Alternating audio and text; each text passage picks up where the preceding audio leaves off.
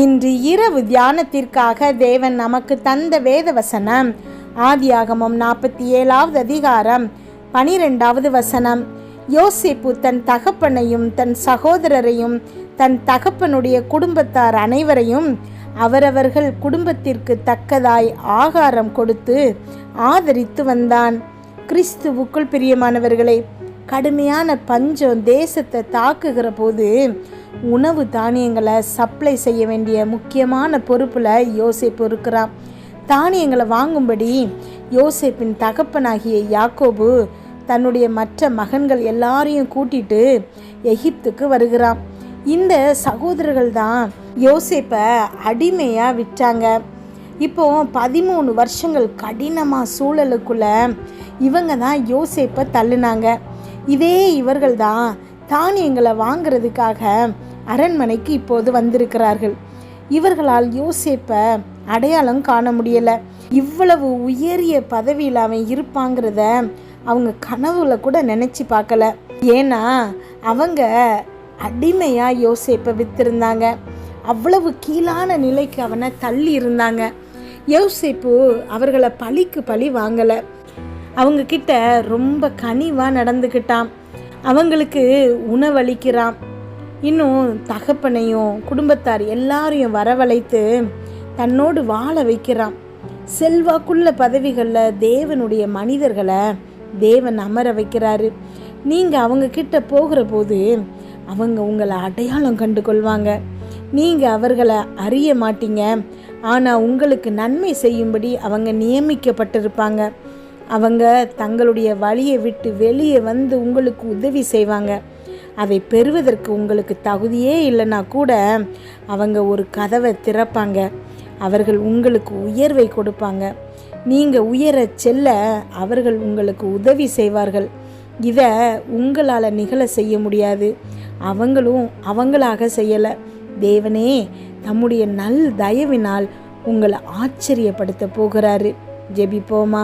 எங்கள் அன்பின் பரலோக தகப்பனே, இன்று முழுவதும் என்னையும் என் குடும்பத்தில் இருக்கிற ஒவ்வொருவரையும் பாதுகாத்தீங்கப்பா. உண்மை நன்றியோடு துதிக்கிறோம், ஸ்தோத்தரிக்கிறோம். இந்த இரவு வேளையில் எங்களுக்காக நீங்கள் தந்த வசனங்களுக்கு நன்றி அப்பா. எங்களோடு பேசியிருக்கீங்க. ஒவ்வொரு வார்த்தைக்காகவும் நன்றி. இன்றைக்கு நீங்கள் கொடுத்துருக்கிற இந்த வார்த்தை ஒவ்வொரு பிள்ளைகளின் இருதயத்திலையும் 100 மடங்கு பலன் தருகிறமைக்காய் நன்றி அப்பா.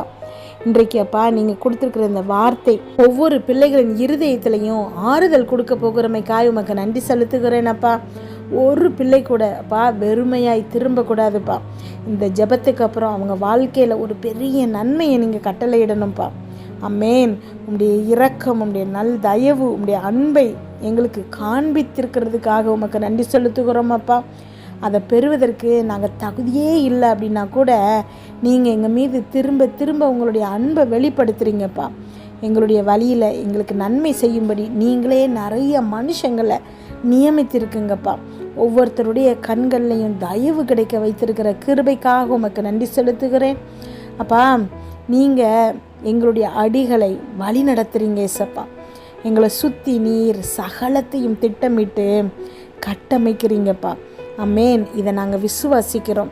இன்றைக்கு என்னோடு ஜெபிச்சிட்ருக்கிற நீங்கள் ஒவ்வொருத்தரும் தேவன்கிட்ட சொல்ல வேண்டிய வார்த்தைகள் இதுதான்.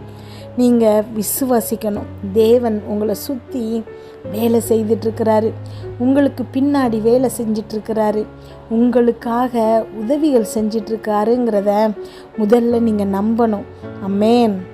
நிறைய நேரங்களில் நாம் ஜெபம் பண்ணுறோம். ரொம்ப உருக்கமாக ஏசப்பா கிட்ட எனக்கு இதை செய்யுங்கப்பா அதை செய்யுங்கப்பான்னு கேட்குறோம். ஆனால் கொஞ்ச நாட்களில் மறந்துடுறோம். அந்த நன்மைகளை தேவன் நமக்கு செஞ்சதுக்கப்புறம் அவருக்கு நன்றி சொல்ல மறந்துடுறோம். இந்த நன்மை நமக்கு தேவனால் தான் கிடைச்சிதுங்கிறத உணர்ந்து கொள்ள மறந்துடுறோம்.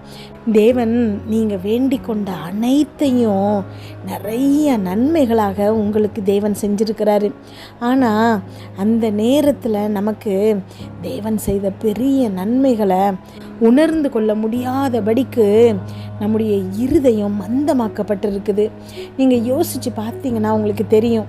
நிறைய நேரங்களில் நீங்கள் வேண்டிக் கொண்ட எல்லாவற்றையும் தேவன் உங்களுக்காக செஞ்சுருக்கிறாரு. ஹல்லேலூயா.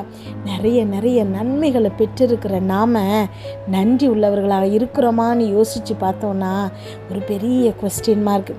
ஏன்னா தேவன் அவ்வளவு கோடான கோடி நன்மைகளை நமக்கு செஞ்சுருக்கிறாரு. ஆனால் ஏதோ ஒரு தீமையை பிடிச்சு வச்சுட்டு அதுக்காக வேதனைப்பட்டு கவலைப்பட்டு புலம்பி வாழ்க்கையை வேஸ்ட் பண்ணிகிட்ருக்குறோம். ஆனால் தேவன் நமக்காக பெரிய பெரிய திட்டங்களை வைத்திருக்கிறாரு. அவர் நமக்கு நன்மையான திட்டங்களை மாத்திரம்தான் வைத்திருக்கிறாரு. சக மனிதர்கள் கண்களில் நமக்கு தயவு கிடைக்க வைத்திருக்கிறாரு. அவங்க விருப்பப்படலைன்னா கூட நமக்கு நன்மையை செய்கிறதுக்கு தேவனால் முடியும். அவங்க மூலமாக நமக்கு நன்மையை செய்ய வைக்கிறதுக்கு தேவனால் முடியும். நீங்கள் தகுதியே இல்லை அப்படின்னு நினச்சா கூட தேவன் உங்களை உயர்த்த வல்லவராக இருக்கிறாரு. ஏன்னா அவர் உங்களை நேசிக்கிறாரு. அந்த அன்புக்கு முன்னாடி தகுதிங்கிறது ஒரு காரணமாக முடியாது. அவர் உங்களை அவ்வளவு நேசிக்கிறாரு. என்னோடு ஜெபிச்சிட்ருக்கிற நீங்கள் ஒவ்வொருத்தரும் அவருக்கு மிக மிக பிரியமானவங்களாக இருக்கிறீங்க. மாதத்தின் முதல் நாளாகிய இன்றைக்கு தேவன் உங்களுக்கு நல்ல வார்த்தைகளை கொடுக்குறாரு.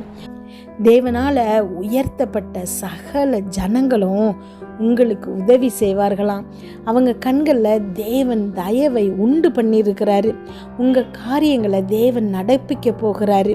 நீங்கள் என்னென்ன காரியங்கள்லாம் செய்யணும்னு நினைக்கிறீங்களோ, இதெல்லாம் உங்கள் வாழ்க்கையில் நடக்கணும் நீங்கள் ஆசைப்படுறீங்களோ, உங்கள் கனவுகள் இது எல்லாவற்றையும் உண்மையாக செய்கிறதுக்கு தேவன் மனிதர்களை நியமித்திருக்கிறாரு. அவர்களை தேவன்தான் நியமித்திருக்கிறாரு. காரணம் உங்களுக்கு உதவி செய்யணுங்கிறதுக்காக. அதனால் எதை குறித்தும் நீங்கள் கவலைப்படாதீங்க. தேவனே உங்களுக்காக இறங்கி வேலை பார்த்து யுத்தங்கள் செய்து எல்லா காரியங்களையும் செய்து முடித்து உங்களை உயரத்தில் வைக்க போகிறாரு. உங்கள் வாழ்க்கையில் இதுவரைக்கும் பார்த்த பிரச்சனைகளை, இதுவரைக்கும் நீங்கள் அனுபவித்த தீமைகளை இனி பார்க்க போகிறதில்ல. இனி எல்லாமே உங்களுக்கு வெற்றி தான். உங்கள் வாழ்க்கையில் தேவன் உங்களை நன்மையால் திருப்தியாக்க போகிறாரு. சிலுவையில் இயேசு கிறிஸ்து வாங்கி தந்த வெற்றியை நீங்கள் அனுபவிக்க போகிறீங்க. பிசாசின் கிரியைகள் எல்லாவற்றையும் இயேசு கிறிஸ்து சிலுவையில் தோற்கடித்துட்டாரு. இனி உங்கள் வாழ்க்கையில் எந்த விதமான தீமையும் வர முடியாது. பிசாசின் கிரியைகள் நுழைய முடியாது. தேவன் உங்களை வேலி அடைத்து பாதுகாக்கிறாரு. நன்றி அப்பா, ஸ்தோத்திர ஏசப்பா. என்னோடு ஜெபிச்சிட்டு இருக்கிற ஒவ்வொரு பிள்ளைகளையும் உங்கள் கரத்தில் கொடுக்குறேன்ப்பா. அமேன். மனிதர்கள் கண்களில் தயவு கிடைக்க வைங்க ஏசப்பா. எந்த பக்கம் போனாலும் அடைக்கப்பட்ட கதவுகள், இனி நான் என்ன செய்வேன்னு சொல்லிட்டு அப்பா வேதனையோடு ஜெபிச்சிட்ருக்கிற பிள்ளைகளுக்கு கண்களுக்கு திறக்கப்பட்ட கதவுகளை காட்டுங்கப்பா. மனிதர்கள் கண்களில் தயவு கிடைக்க வைங்கப்பா. சகலமும் அவர்கள் நன்மைகளுக்கு ஏதுவாக அப்பா செயல்படுகிறத அந்த பிள்ளைகளுடைய கண்கள் காணட்டும் ஏசப்பா. நீங்கள் செய்த ஒவ்வொரு நன்மைகளுக்கும் நன்றி செலுத்துகிறோம். மறந்த காரியங்களுக்கு அப்பா மன்னிப்பு கொடுக்குறோம் அப்பா. நன்றி அப்பா, ஸ்தோத்திர ஏசப்பா. இம்மட்டும் நடத்தின என் தேவனை அப்பா நாங்கள் துதிக்கிறோம் அப்பா, நன்றி செலுத்துகிறோம் அப்பா, உம்மை புகழுகிறோம் அப்பா. எல்லா கனத்தையும் மகிமையும் உமக்கு செலுத்துகிறோம் அப்பா. இன்று இரவு அப்பா அந்த பிள்ளைகள் தூங்கும்போது சுகமான உறக்கத்தை கொடுங்க, நல்ல சொப்பனங்களை கொடுங்கப்பா. வீட்டை சுற்றும் இரத்தத்தை தெளிக்கிறோம். அதிலிருந்து புறப்படுகிற வல்லமை எல்லா தீங்கு பொல்லாப்பு பொறாமை எரிச்சல் கெட்ட ஆவிகள் நோய் விபத்து மந்திரம் பில்லி சூனியம் எல்லாவற்றிலிருந்து விலக்கி பாதுகாத்தல்லுங்கப்பா. நாளை காலை எழுந்திருக்கும் போது புதிய கிருபையால் தாங்குங்க.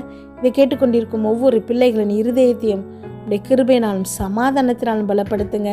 இயேசு கிறிஸ்துவின் மூலம் ஜெபம் கேளும் நல்ல பிதாவே, ஆமேன்.